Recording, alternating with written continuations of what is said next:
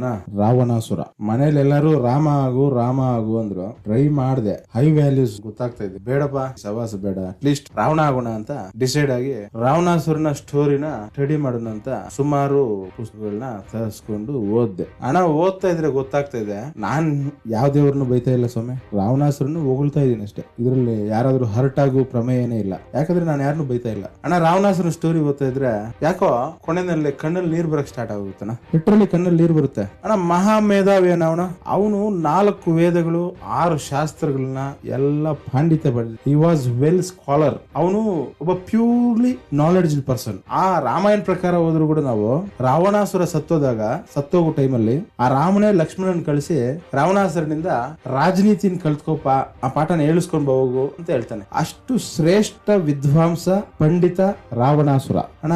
ಅವನು ಮಹಾನ್ ಶಿವಭಕ್ತ ಕೂಡ. ಅವನು ಏನೇ ಮಾಡಿದ್ರು ಅದರ ಡೆಪ್ತ್ ವರೆಗೂ ಹೊಟ್ಟೋಗ್ತಾನೆ. ಅದರ ಡೆಪ್ತ್ ನೋಡ್ಕೊಂಡಿರ ಅಂತೂ ಅವನು ಬರಲ್ಲ. ಶಿವನನ್ನ ಹೋಲಿಸ್ಕೊಳ್ಳೋದಕ್ಕೋಸ್ಕರ ಅವನು ಶಿವತಾಂಡವ ಸ್ತೋತ್ರ ಕೂಡ ರಚಿಸ್ತಾನೆ. ಇಟ್ ವಾಸ್ ಎ ಪವರ್ಫುಲ್ ಸ್ತೋತ್ರ. ಅವನು ವೀಣೆ ಕೂಡ ನುಡಿಸ್ತಾ ಇರ್ತಾನೆ. ವೀಣೆ ಅವನ ಫ್ಲಾಗ್ ಅಲ್ಲಿ ವೀಣೆನ ಒಂದು ಸಿಂಬಲ್ ಆಗಿ ಇಟ್ಕೊಂಡಿರ್ತಾನೆ. ಅಂದ್ರೆ ಅವನಿಗೆ ಎಷ್ಟು ಆರ್ಟ್ಸ್ ಬಗ್ಗೆ ಎಷ್ಟು ಕನ್ಸರ್ನ್ ಇರ್ಬೇಕು ಅನ್ನೋದನ್ನ ನಾವು ತಿಳ್ಕೊಬೇಕು. ನಾವು ರಾವಣಾಸುರನ್ ಬೈದಿರೋದು ನೋಡಿರೋದೇ ವಿನಃ ರಾವಣಾಸುರನ್ನ ಹೊಗಳಿರೋದು ನಾವೆಲ್ಲ ನೋಡಿಲ್ಲ. ಅವ್ನ್ ಮೆಡಿಸಿನ್ ಗೊತ್ತಿತ್ತು. ನೀವೇನಾದ್ರೂ ಅನ್ಕೊಳ್ಳಿ, ರಾವಣ ಸಂಹಿತೆ ಅಂತ ಒಂದು ಗ್ರಂಥ ಬರೆದಿರ್ತಾನೆ ಅವನು. ಅದರಲ್ಲಿ ವಿತ್ ಮೆಡಿಸಿನ್, ಜ್ಯೋತಿಷ್ಯ, ಆಯುರ್ವೇದ ಕೂಡ ಅದರಲ್ಲಿ ಮೆನ್ಷನ್ ಆಗಿರುತ್ತೆ.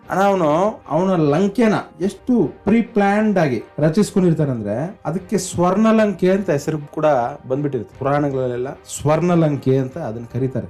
ಇದನ್ನ ಕಟ್ಟಿದ್ ಯಾರು ಗೊತ್ತಾ?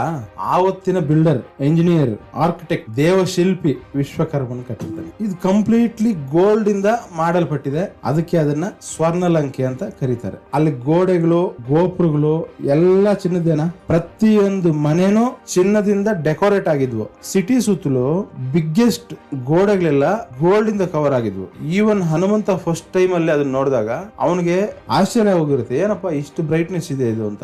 ಲಂಕೆ ವಾಸ್ ಬಿಲ್ಟ್ ಆನ್ ತ್ರಿಕೂಟ ಪರ್ವತ. ತ್ರಿಕೂಟ ಪರ್ವತ 3 ಶಿಖರಗಳನ್ನ ಹೊಂದಿರುತ್ತೆ ಆ ಕಾಲಕ್ಕೆ. ಇದು ಸುತ್ತಲೂ ಸಮುದ್ರದಿಂದ ಆವರಿಸಲ್ಪಟ್ಟಿರೋದ್ರಿಂದ ಯಾವುದೇ ಎನಿಮೀಸ್ ಅಲ್ಲಿಗೆ ರೀಚ್ ಆಗಕ್ಕೆ ತುಂಬಾ ಕಷ್ಟ ಇರ್ತದೆ. ರೀಚ್ ಆಗ್ತಾ ಇರಲ್ಲ. ಸುತ್ತಲೂ ಸಮುದ್ರ, ಸೆಂಟ್ರಲ್ಲಿ ತ್ರಿಕೂಟ ಪರ್ವತ. ಅದು 3 ಪರ್ವತಗಳನ್ನು ಹೊಂದಿರುತ್ತೆ, ಶಿಖರಗಳನ್ನ. ಅದರ ಮೇಲೆ ಲಂಕಾ ನಗರ ಇರುತ್ತೆ. ಆ ಲಂಕೆ ಚಿನ್ನದಿಂದ ಮಾಡಲ್ಪಟ್ಟಿರುತ್ತೆ. ರಾವಣಾಸುರನ ಹತ್ರ ಪುಷ್ಪಕ ವಿಮಾನ ಇರುತ್ತೆ.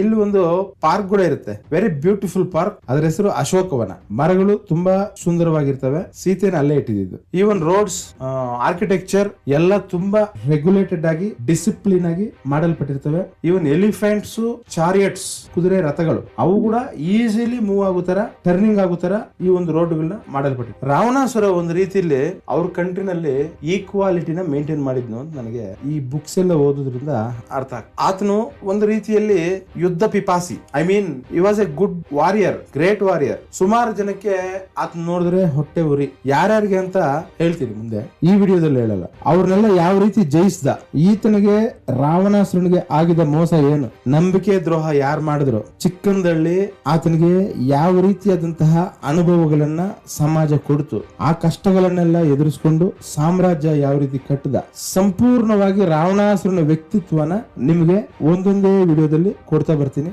Subscribe my channel, like my channel and share my channel. Good bye.